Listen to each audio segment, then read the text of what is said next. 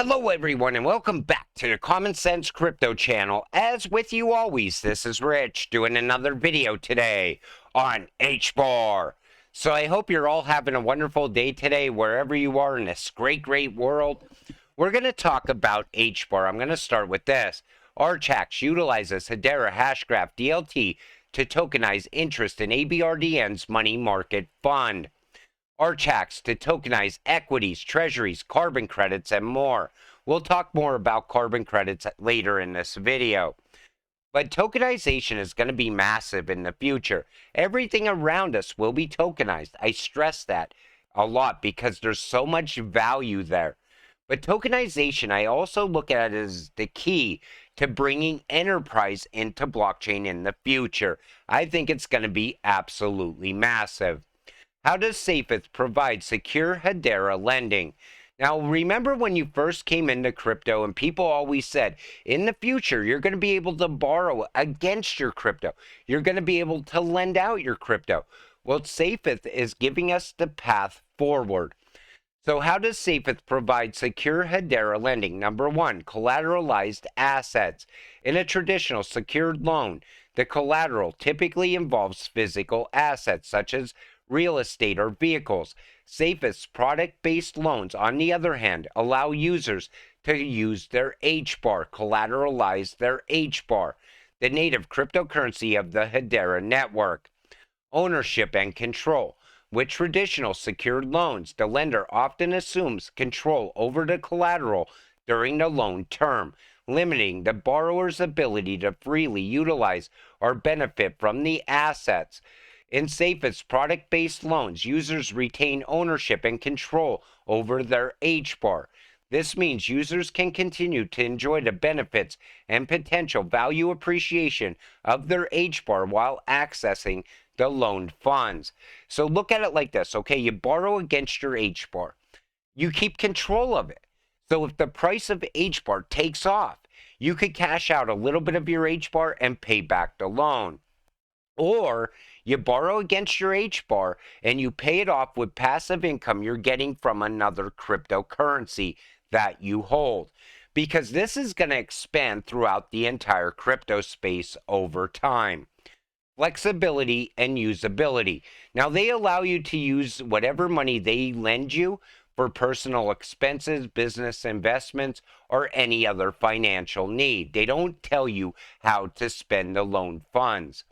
Digital asset focus. Safest product-based loans cater specifically to the digital asset Hbar Hedera ecosystem. And this is just getting started. It is such a great time to be in crypto. Everything that you ever heard about crypto is starting to become fact all of a sudden. Hbar, for those feeling that no risk, unstake, or trade transfer anytime native staking rewards are too low at 6.5% APR. Hbar also has liquidity pool, staking, and farming. Now, staking also gives you passive income in the future, especially during bear markets. It allows you to accumulate more crypto. And look at all the projects that are on Hedera. And this is going to grow and expand into the future as well. Do you think Hedera will hit 11 billion this weekend? I absolutely think we are going to hit 11 billion by Monday. And that's going to be absolutely great because no other crypto is handling this many transactions right now. What about Boeing and Hedera? You know they're a governing council member, but nobody ever talks about their relationship. Well, Stater.Hbar, or Stater.Hedera, brought out this thread, and I'm going to share it with all of you. Exciting developments have emerged surrounding Boeing's relationship with Hedera. With high attendance at governing council meetings and active participation in committee activities, it's clear that Boeing is deeply invested in the future of blockchain technology. In August 2019, Boeing joined Hedera's governing council, cementing their commitment to this innovative network.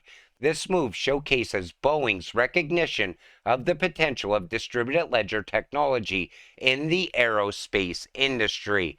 That's also a very massive industry. And if Boeing's seen the value in Hedera, How can anybody not want to invest in Hbar?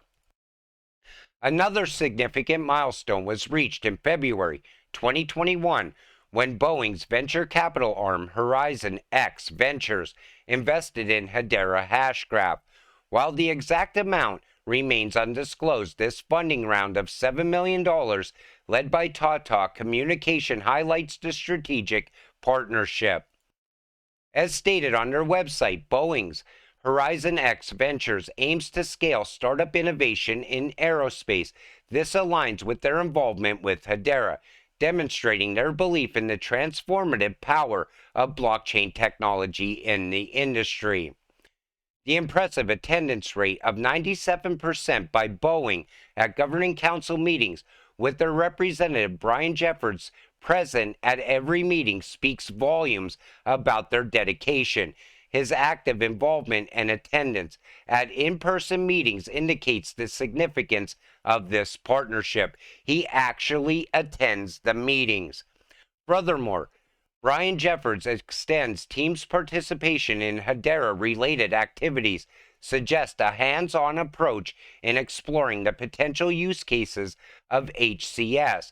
Their collaboration with IT teams highlights the emphasis on practical application development. With the considerable time, resources, and investment being devoted to this partnership, it's only a matter of time before we witness the fruits of Boeing's involvement with Hedera Hashgraph. The potential HCS use case with Boeing holds great promise and sparks anticipation. I think once we start seeing what's going to develop from this, it's going to be shocking because Boeing is an incredible company, and aerospace, like I said, is a very big industry. Yes, Hbar is required to pay for transaction fees on Hedera. Good news is that they are tiny, 1/100th of a cent, and they are fixed to the USD. They don't change. So you might spend a few cents on fees every week if you use the network a lot. But think about all those transactions and them amping up over time, because we are just at the beginning of that. That's going to expand and grow out at an alarming rate as well, like the ecosystem behind Hedera. So you see, transaction and query fees, cryptocurrency service, consensus service, token service, scheduled transaction, file service, smart contract service, and miscellaneous. There's a lot of fees, but they're small. And when fees are low, enterprises going to love that once they come into Hedera, once they start to grow out.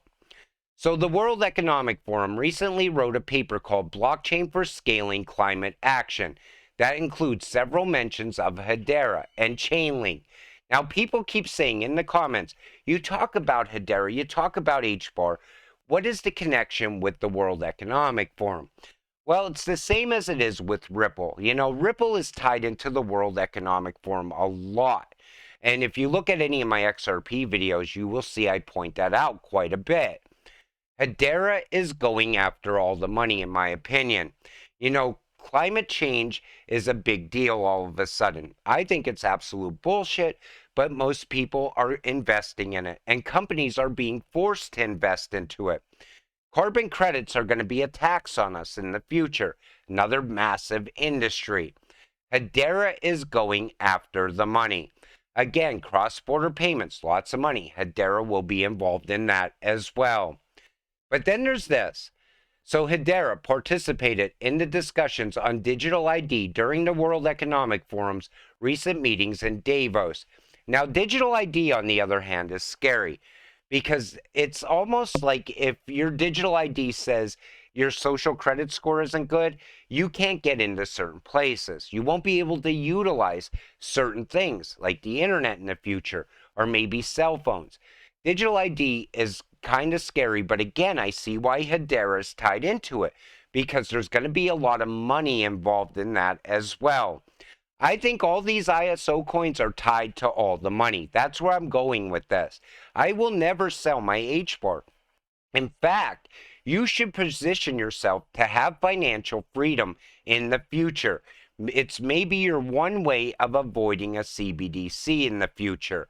And you don't want to become you don't want to come out on the wrong side of history.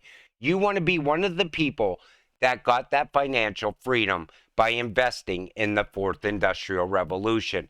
This is your one chance to do it.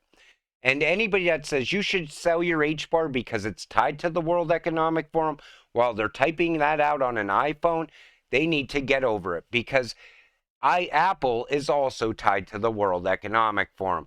But I see people say that all the time, like they're trying to shake you out of your crypto. You need to continue holding.